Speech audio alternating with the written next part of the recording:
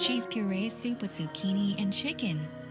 Pour cold water, 1.5 L, over chicken thighs, bring to a boil, reduce heat and simmer for 30 minutes.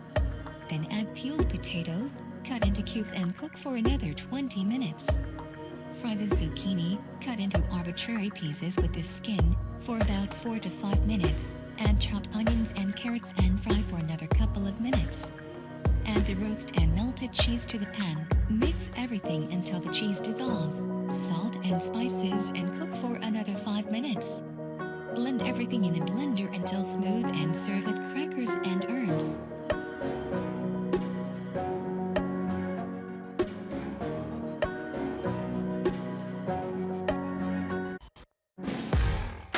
Creamy tomato soup.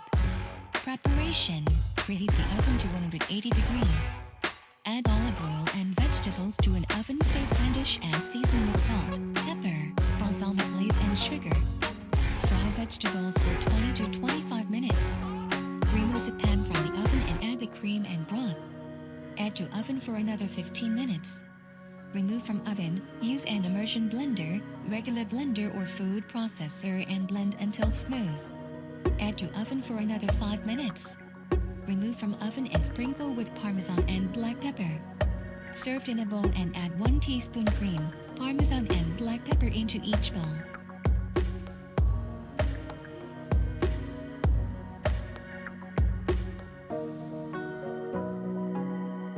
Very tasty and easy chicken soup for every day. Preparation. Add chicken breast to the water and cook for half an hour. Fry onions and carrots in hot oil. Remove the breast from the water, cool it and separate it into fibers. We also add potatoes, brine, salt, black pepper and seasoning for the soup. Cook until the potatoes are ready. Then return the chicken breast, add vermicelli pasta and cook for a couple more minutes.